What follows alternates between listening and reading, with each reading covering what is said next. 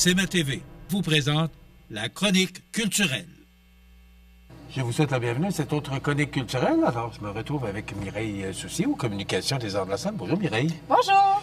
Mireille, grosse fin de semaine encore? Encore. Encore. 2 salles pleines. Encore et encore. Oui, exactement. On avait Marthe Laverdière vendredi dernier. Et alors, quand on parle d'une grosse fin de semaine, oui, il y avait du monde. Oui. Pour un Xème passage parmi nous, j'ai perdu le décompte. Mais à chaque fois, elle remplit sa salle, elle atteint l'objectif, le cœur, la tête des spectateurs. Et puis déjà, je pense que pour octobre, il reste quelques billets s'il en reste. Donc, mais j'imagine que octobre sera le dernier passage du spectacle comme on le connaît. Donc, il est possible qu'elle fasse de prochaines tournées. Mais Marthe, c'est dans les dernières représentations de son spectacle, fait son show, qui est très efficace, très drôle et aussi très touchant. Donc, elle a un bon dosage de l'humour et de l'humanité. Ensuite, samedi soir, on avait Sarah Dufour, donc la grande gagnante de Zénith. Bien oui. Qui était de notre côté une foule bigarrée, donc de très jeunes enfants jusqu'à, je suis comme des Tintins, un peu 7 à 77 ans là, dans la foule. Donc, c'était très intéressant de voir l'auditoire partagé. Très généreuse, presque 2 heures de spectacle. Donc, on l'a eu avec nous. Elle nous demandait si on voulait prendre une petite marche dans le bois. Les interventions entre les chansons aussi, très à propos, elle est très drôle, très dynamique. Donc, c'était un passage remarqué pour Sarah Dufour. Est-ce que c'était la première fois? Oui. C'était son premier spectacle à Montmagny? Il me semble que oui. J'ai dit oui avec beaucoup d'assurance, mais là, j'ai comme un doute. Il me semble que oui. OK. Je vais Ça le plaît encore? Vous savez, vous êtes journaliste, je vais utiliser le conditionnel. Ben oui, ben oui. C'est bon. Oui, c'est ça. Vous vous en sortez bien. Ah, je me débrouille. Donc, il me semble que c'était son premier passage, puis oui, je suis pas mal certaine. Puis une salle comble comme ça, elle était attendue. Ça faisait depuis, je pense, janvier, puisqu'elle avait fait plusieurs apparitions assez remarquées, dont à Célébration. Une grosse, la loterie Loto-Québec, donc dans le temps des fêtes, où elle avait marqué beaucoup de points, s'était fait connaître. Les gens aiment beaucoup son style sympathique. Puis, on se reconnaît entre personnes de région aussi. On a comme un vocabulaire commun, coloré, un état d'esprit aussi. Donc, oui, elle était très, très appréciée. Bon, ce qu'on comprend, c'est que le public l'a apprécié. Ah oui, vraiment. Oui. Mireille, maintenant, le cinéma. Le cinéma. Donc, on a plusieurs choses. Présentement, c'est le film Pédalo. Pourquoi je prends le temps de dire le film? Parce qu'on va, je vais en parler plus tard, on présente aussi la pièce de théâtre. Donc, petit cadeau pour les cinéphiles qui viendront voir le film. Soyez très attentifs à la bande-annonce juste avant la présentation de la projection, puisque on a une petite surprise pour vous, pour ceux qui, par la suite, voudraient voir la pièce de théâtre. Oh. J'en dis pas plus. On peut pas dire quoi parce que c'est une surprise. Une surprise. C'est un cadeau, promotion. Donc, ensuite, on a Capitaine America pour les amateurs de Marvel, film d'action. On a Harrison Ford dans un très beau personnage. Que j'adore comme comédien. Oui. Il y a toujours le ton juste, puis un peu coquin. Donc, ce sera du 4 au 10 avril. Ensuite, on a le documentaire sur la vie de Maurice Richard, des archives. Donc, c'est un film qui a pris 35 ans à faire. Un des réalisateurs est décédé avant la fin du montage du film. Donc, c'est un ami qui a pris le legs et la suite. Donc, c'est un peu un testament d'une population qui veut rendre hommage à un grand homme du sport, mais aussi un bon Québécois qui a fait sa place dans le cœur des gens. Le 17 mars dernier, on se rappelait que c'était l'émeute Maurice Richard, suite à une punition qu'il avait eue lors d'un match canadien, et que le lendemain, il avait été obligé d'aller à la radio pour demander aux gens « J'accepte ce qui se passe, je vais arrêter parce qu'il y avait une suspension pour la fin de la saison ». Il est allé à la radio puis a dit « J'accepte ce qui est ma punition, puis c'est correct, on laisse ça de même, arrêtez. Le grabuge. Quel bonhomme. Moi, c'est le chic Maurice type. Richard. Je ne sais pas si un jour, oui, Guy Lafleur ou Jean Béliveau, mais Maurice Richard, c'était vraiment particulier. Voilà pourquoi. Donc, c'est un documentaire fait par des Québécois qui veulent lui rendre hommage. Ce sera du 12 au 17 avril. Ensuite, Pour 3 jours seulement, on a un film qui a été tourné en partie dans le coin ici. Donc, Machine de rêve, on tombe dans l'univers des canots à glace, de cet espace-ci du fleuve Saint-Laurent plus particulièrement. Donc, c'est un film en partie local qu'on a la chance d'avoir du 20 au 22 avril. Et il y a le film québécois Habiter la maison, donc l'histoire d'un père de famille qui a construit une maison de ses mains et qui souhaite éviter la fuite de ses enfants vers ailleurs. Donc, il veut garder tant bien que mal tout le monde à la maison, dans cette maison qu'il a bâtie. Donc, il y aura une représentation le samedi 19 avril et ensuite, puisqu'on partage la semaine avec Machine de rêve, ça ira du 23 au 24 pour Habiter la maison. Voilà, alors, donc, ça, c'est cinéma. Et quand même, là, il y en a tant qu'on en veut. Oui. Puis, surtout, moi, ce que j'apprécie, c'est que ce sont des films qui sortent dans la province et qu'on a 1 semaine, 2 semaines maximum. Alors, je trouve qu'on est choyé à Montmagny, là. On travaille très fort pour ça, puis on sait aussi que la population est très interpellée par les films d'ici, les films québécois, puis on est très fiers de les promouvoir aussi. Donc, on a une oreille sensible pour ça. Oui, puis ce que vous mentionnez souvent aussi, c'est que les gens peuvent faire leurs demandes. Oui. Et vous voyez du côté des producteurs, voir si vous êtes capable de mettre la main sur le film que les gens demandent, puis oui. Vous êtes très à l'écoute des demandes. Ça peut arriver des déceptions, c'est sûr, mais sauf qu'on n'est pas à l'abri. Vous n'avez pas de contrôle là-dessus non plus. Ah ben non, des fois, il faut faire des choix déchirants et difficiles, mais bon. C'est ça. Donc, c'est possible de le faire via les médias sociaux, en nous écrivant en messagerie privée. C'est possible aussi en appelant Isabelle à la billetterie au 241-5799 ou encore sur notre site Internet adls.ca. Voilà. Maintenant, qu'est-ce qui nous attend pour la prochaine fin de semaine? Oh, on essaie quelque chose de nouveau. Donc, en fin de semaine prochaine, on va se déplacer à l'espace citoyen. Donc, tout près du camping de la Pointe-aux-Oies. C'est sur l'avenue du Bassin. Donc, un très bel endroit avec vue sur le fleuve, fantastique, vue sur la gare fluviale aussi à Montmagny. On se déplace pour 2 soirées totalement différentes et absolument exceptionnelles. Donc, on a une soirée qui est plus rap et hip-hop avec Jay Scott le vendredi 4 avril à l'Espace citoyen. En première partie, un artiste montréalais, Stats.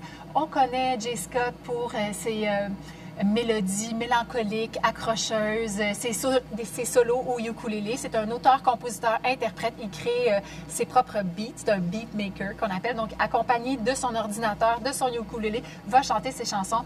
Et puis, je pense qu'il a sorti aussi une version karaoké de ses chansons. Donc, ça sera possible pour le public de chanter avec lui. Je sais que la dernière fois qu'il est venu ici, c'est pas son premier passage avec nous, c'est au moins son 2e. Ah, d'ailleurs, il a accompagné sa blonde au 5 à 7 podcast. Donc, ça sera son 3e passage. Puis, il était plus comme un invité. Donc, les gens connaissaient déjà les chansons. C'était beau parce qu'il y avait un public jeune aussi qui était présent. C'est un spectacle qui sera debout. Donc, tout ce qui sera à l'espace citoyen en fin de semaine prochaine, ce sont des spectacles debout. Donc, c'est possible de danser pour ceux qui trouvent que dans des théâtres à l'italienne, comme ici la salle Promutuelle, ou encore la salle Edwin Bélanger où on est assis, où c'est moins propice pour la danse, bien là, vraiment... moi, je dirais que c'est pas propice du tout. Bien, ça dépend. Si on a un matelang, bien, c'est sûr que là, peu importe ton siège ou pas, tu vas te lever. Mais ça, c'est une autre histoire. Donc, à ce moment-là, on va du côté de l'espace citoyen pour pouvoir se déhancher à notre guise. Là, ça, c'est la proposition du vendredi. Les gens sont prêts aussi, des artistes. Alors, c'est une belle interaction, là. Exactement. On va essayer quelque chose de nouveau. Et le lendemain, c'est une soirée 100% country. On a vraiment été puisé dans les valeurs sûres du country. On a Phil Lauzon, un gars beauceron, qui rend hommage à Luke Combs. Donc, un grand de la chanson, justement, du style country. Il va prendre ses plus grands succès. Il va aussi présenter quelques compositions à lui. On appelle ça l'édition Deluxe.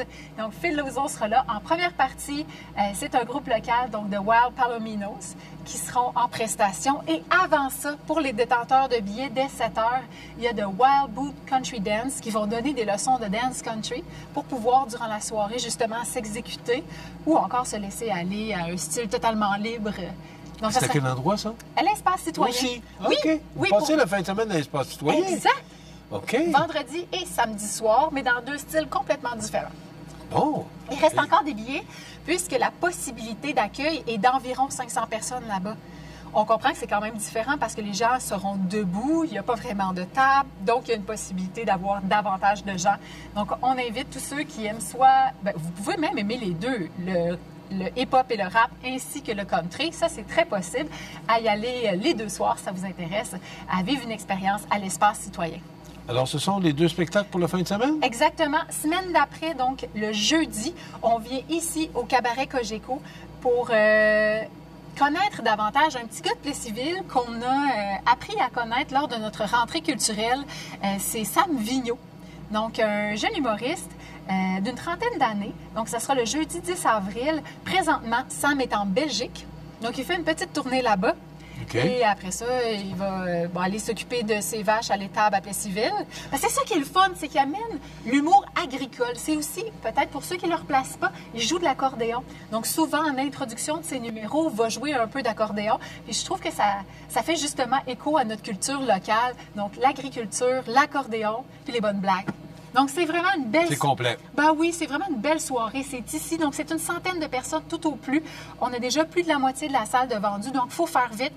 Je vous suggère les jeudis. C'est les soirées rire en salle. C'est vraiment une occasion d'y aller en mode décontracté. Après le 5 à 7, venir entre collègues. Au jeudi, là, c'est le fun. Là. Oui. Prendre une petite consommation. Exactement. Puis on a tout ce qu'il faut.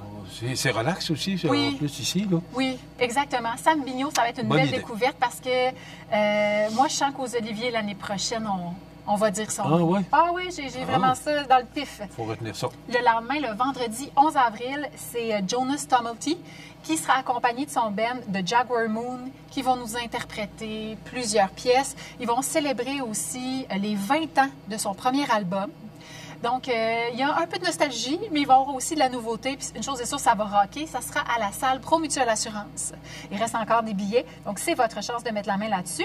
Puis, le spectacle dont c'est ma TV est partenaire. Donc, Jérémy Demé, humoriste. Ça sera le samedi 12 avril à la salle Édouine Bélanger. Il faut faire vite. Il ne reste qu'une poignée de billets, surtout des billets séparés. Malheureusement, pas beaucoup de billets côte à côte qui restent. Soyez vite, allez sur notre site web ou appelez-nous pour avoir des billets. C'est une supplémentaire de son spectacle naturel. Puis il fait beaucoup d'interactions avec le public. C'est ça qui rend ça spécial soir après soir. Là. C'est vraiment quelqu'un qui est très bon en improvisation puis il a le don de rebondir avec le public. Et il s'appelle? Jérémy Demé. OK. Oui. Parce qu'elle l'a pas nommé. Ah, Jérémy Demé, ben oui. C'est un grand Français, tout. Mais c'est un Montréalais maintenant, là, depuis le temps qu'il est arrivé ici. Il a écrit des best-sellers, entre autres La Liste. Il a fait plusieurs projets parallèles, là, mais il a surtout un sens aiguisé de la répartie. Et la fin de semaine de Pâques, parce que ça s'en vient, oui. Je sais qu'on saute une fin de semaine, mais la fin de semaine de Pâques, là, pour les gens qui viennent dans le coin, là. Donc, je vais aller en rafale. Donc, la fin de semaine d'avant, donc tout de suite après Jérémy Demé, le dimanche 13 avril, c'est justement la pièce de théâtre Pédalo, qui met en scène un huis clos entre 2 amis qui s'en vont à Cuba, sont dans un pédalo, partent à la dérive. Ça, c'est à 15 h la représentation. Le vendredi 18, donc la fin de semaine de Pâques, il y aura Martin Vachon en supplémentaire avec son spectacle à Caramel, lui qui a bien performé à Big Brother encore cette année, qui est très bon dans les stratégies et l'analyse. Donc lui, ce sera le vendredi 18 avril à Pro Mutuelle Assurance. C'est le spectacle de Pâques cette année à ne pas manquer. C'est le dimanche de Pâques, le 20 avril à la salle Édouine à 15 h. C'est Ballet Jorgen, un ballet torontois qui va présenter La Belle au bois dormant selon la musique de Tchaïkovski, chorégraphie classique. Donc, c'est l'histoire de la belle qui s'endort et qui se fera réveiller par un doux baiser. Hein? Donc, voilà. Son beau prince charmant. Exactement. Donc, il y a une allégorie avec la nature, les saisons, la succession de l'absence l'hiver et de la présence et de la chaleur l'été, de la fée Carabosse et de la gentille fée, le bien et le mal. Donc, on en revient un peu à des questions séculaires, des questions de l'humanité. Hein?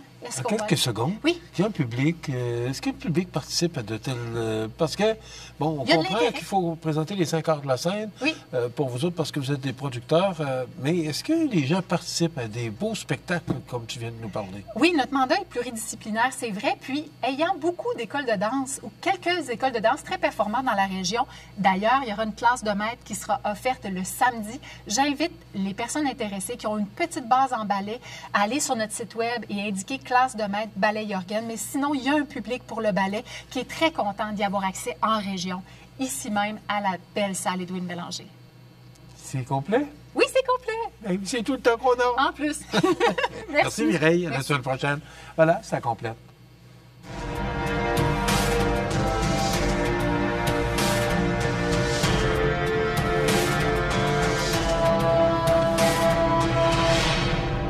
CMA TV vous présente la chronique culturelle.